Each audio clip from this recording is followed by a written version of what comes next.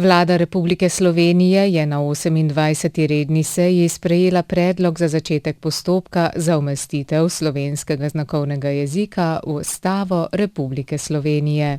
Vlada je potrdila danes predlog za začetek postopka za dopolnitev Ustave Republike Slovenije s ciljem umestiti slovenski znakovni jezik v Ustavo Republike Slovenije in predlaga Državnemu zboru Republike Slovenije, da začne postopek za dopolnitev drugega poglavja Ustave.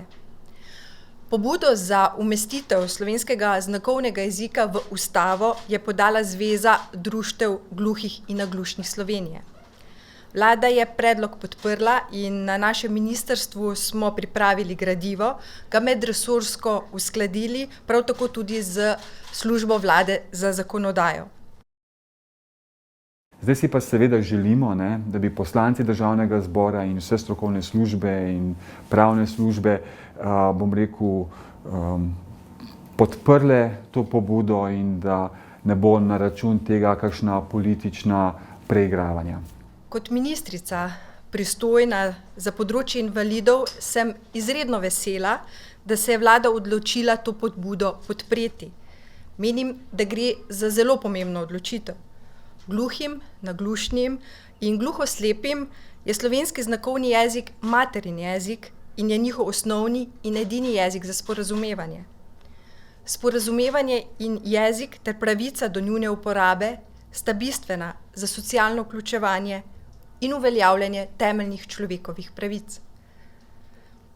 Slovenski znakovni jezik je avtohton, jezik gluhe skupnosti v Sloveniji, popolnoma neodvisen od slovenščine, uvršča se med jezike manjšin v Sloveniji, do zdaj pa še ne uživa ustavnega varstva in je kot materin jezik gluhih v neenakovrednem položaju.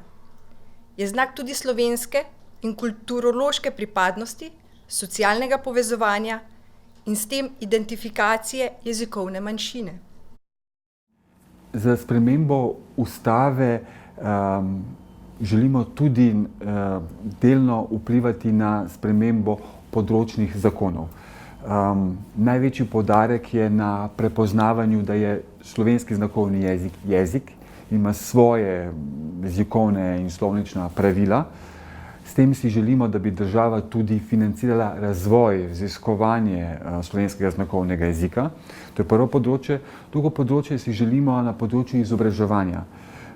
Žal, še vedno v današnjem letu se gluhi otroci ne učijo o svojem jeziku, o slovenskem znakovnem jeziku. Želimo, da bi bil predmet slovenski znakovni jezik.